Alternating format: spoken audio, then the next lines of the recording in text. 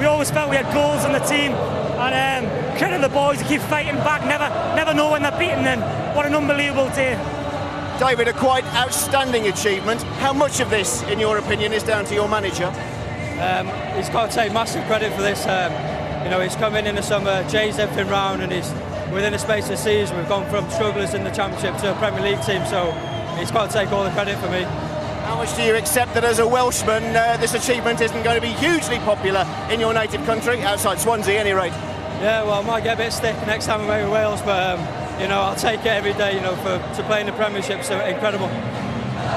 Keith, on a personal note, you were here 3 years ago with Blackpool, winning promotion to the Championship. Did you ever believe you'd be coming back here to do this? Never, ever. Never in a million years did we believe this. We were favourites to get relegated this season, and just shows what can be done with a lot of hard work, some good players and some real belief. David, last one to you. Blackpool at the Emirates, Blackpool at Old Trafford, Chelsea coming to Bloomfield Road. How does that sound? It's surreal, to be honest. It's like a fairy tale. But you know, we're looking forward to it. We're just going to enjoy the moment now, and just next season take care of itself for the moment. Absolutely, gentlemen. Many congratulations. David Vaughan, who's rescued from Real Sociedad, and Keith Southern, who's been part of this Blackpool setup for a long time, was part of the team that won here 3 years ago to get to the Championship. Has that been part of Ian Holloway's success, Steve? Is getting these players who, I suppose, to the outside eye look like average Championship players and turning into something else? Well, he's had the vision right from day one. From his time out, when he looked at other teams, other methods, other styles of play, he had the vision. He went in there May last year, and from that he's developed and grown the team, and it's a real nice blend. You know, lone players, players who've been there a while, players who've obviously got talent. You know, Vaughan has played in Spain. You know, it's been a real balancing act for him, keeping it all up in the air sometimes, but still, you know, quality for him to maintain that vision.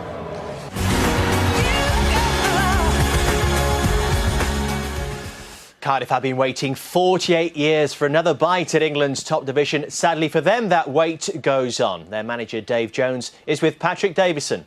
Dave, it's one of the great games to win. How hard is it to lose? Oh, listen, you've got to give credit. You know, don't matter whether you think this is that or it's a foul, it's not a foul. When it happens, you've just got to just say well done to them. And that's basically what I've got to do. You feel there was a foul in the build-up to one of the Blackpool goals? Oh, no. I'm just saying, I think it's harsh, the handball for the free kick, but the lads took a great goal away. But we could have done better. You can't take the lead and then they go straight to the other end and score.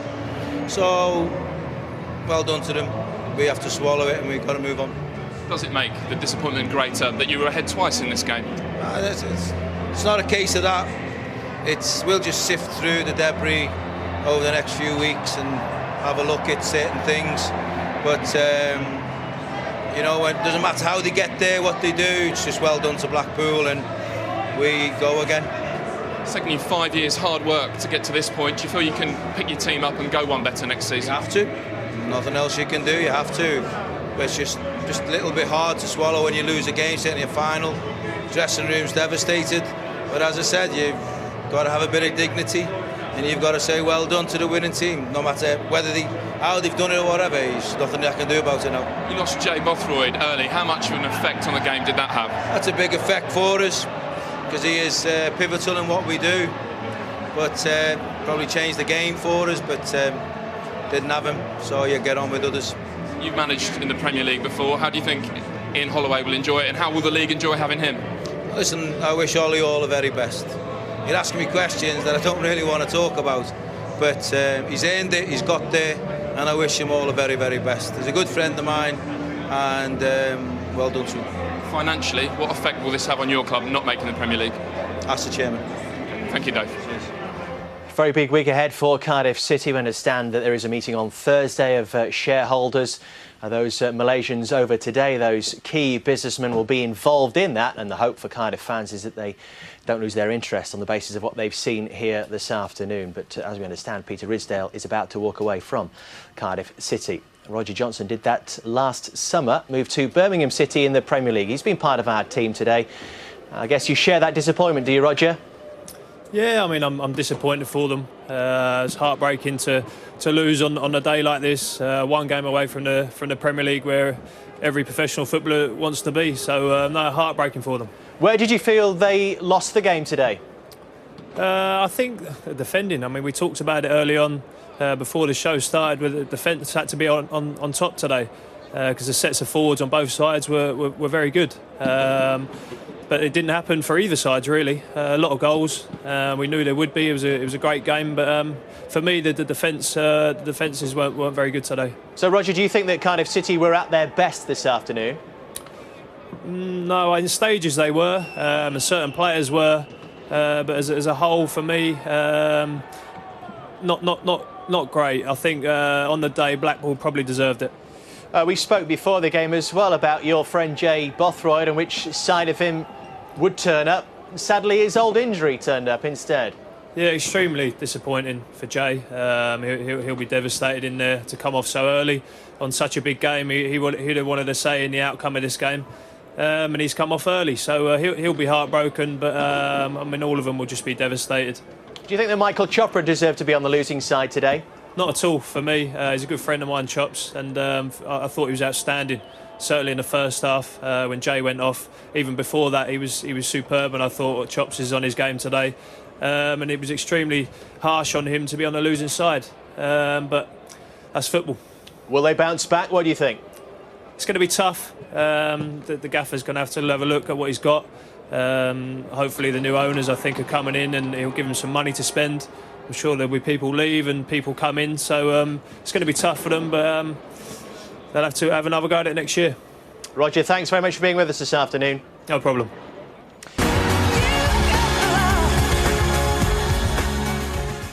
Enjoy the game as much as we can, make it as the most entertaining playoff final ever, and then dream that we were good enough at the end of it.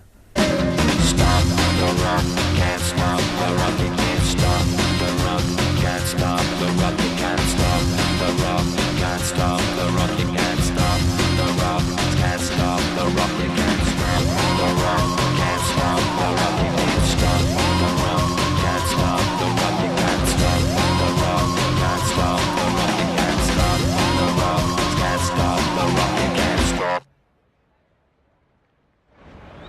They certainly did rock today, didn't they, Blackpool? In truth, they have, for the last few months, 9 wins from their last 11 games. Form team won the final today. Let's get another word with the all-conquering manager, Ian Holloway, with Greg Whelan. Ian, sitting here now, cradling this trophy, how much of an ambition have you just fulfilled for yourself? I know that I'm going to get a chance to be a manager in the best league in the world. With a group of people that I've never dreamed I'd be lucky enough to work with, who have started to actually believe that ain't about what's just happened, it's what they can achieve if they believe, really truly believe in themselves. And for me, we have to try and attack and keep attacking and keep attacking, because I believe that is how you should play football. I believed it at the start of my career, I lost it in between, and now I want to get back to doing that and entertaining people. And that's what we did today, and I don't care. Cardiff played a massive part in that game, but my lads have epitomised what this place is all about. They're honest, hard-working people that are going to have a chance to play at the highest level, and they won't change. And I'm so proud. I'm actually burning where they actually got something they deserve. And maybe today, with the bar that they hit a couple of times and the skill that Cardiff players have, maybe it went for us. But we have earned that over the course of the season, I believe. And we're just improving. Now, obviously, we know we've got to improve a lot. But let's just bring it on and see what happens. What was it about this group of players, Ian, that made you believe they could go on and do something like this? It's the spirit they have. It's the togetherness they have. I think we've lost that in life. We have, everything's about money, and you judge yourself on money, and nothing is worse than the Premier League, in my opinion, because it's all there, and we're all struggling, aren't we? The ordinary people in the street are struggling to pay 25 quid. I don't know, God knows what we're going to put the tickets up to. I hope we bring them down. because at the end of the day we got enough money from what we're going to be given to make sure that everybody on the Fylde Coast can come and watch their heroes. And I wanted these boys to be heroes, and to me they are, because they're proper people that gave up time in their Christmas to leave their families to go and sell some calendars that we made ourselves look a bit loopy in for other people. What has gone wrong with our country and our world? What has gone wrong where the people in charge of it all? These boys are proper people playing for a fantastic club, and hopefully we can get our finances right and sort the club out with the facilities and the stadium and everything about it. We're not going to make them millionaires because we don't want them to be millionaires. They got to keep working for a crust like everyone else, like we used to in this country years ago. So I'm delighted for this lot because we've kept those morals right away through the season, and at last I feel like justice is done. On a personal level, Ian, we talked about your disappointment at Leicester City in the week, didn't we? We talked about whether this season and getting this far would possibly resurrect your career in your own mind. Do you feel it has? No, it's nothing to do with me. This isn't about me, this is about people I'm working with, and that was what I used to do before. And if they leave my little nest and fly off somewhere else, I'm delighted for them. But I should have been rewarded for that. And my career so far, I haven't been. And that ain't the case. The chairman agrees with that. If I lose one of my best players to some vulture who's going to obviously pay him more than I can, so what? As long as I'm rewarded, I'll carry on and keep nurturing a load of people like Dario Gradi has done for years, and we're going to play a certain way, and on we go. And now we're going to be in the Premier League. Now it says Premier League Play-Off, and I still can't believe it. Greg, I can, but who cares? I'm calculated, I know what I want to do. I don't want one of them hats on my head. Little Barry Bannon put one on because I know where I'm trying to get. I started it 15 years ago and I still nowhere near it yet. I might have half a chance now, and we'll probably get whooped because they have got such an advantage over us with all that wedge that they've had for years. But my lot, we're going to get better grass, better training ground, and these boys deserve a chance, and that's what they'll get from me. How much as a manager are you looking forward now to that fresh challenge that's out there next season? Well, I look at Steve Coppell and he's in the studio, and what a fantastic educated man he is. I didn't have that education. I didn't really want to listen. I didn't really want to care about that because I want to go out on the playground and play some football. But if you talk to my school about me, I wanted to get better at whatever I did, and that's where I am. And I don't care how anyone else does it, I want to do it that way. So I read what Steve said when he took over at Bristol City, which is a massive club in a massive town that I'm really proud of, and he got it right. He's talking about structure, he's talking about achievement, that he can work with anyone, and that's what I've done here.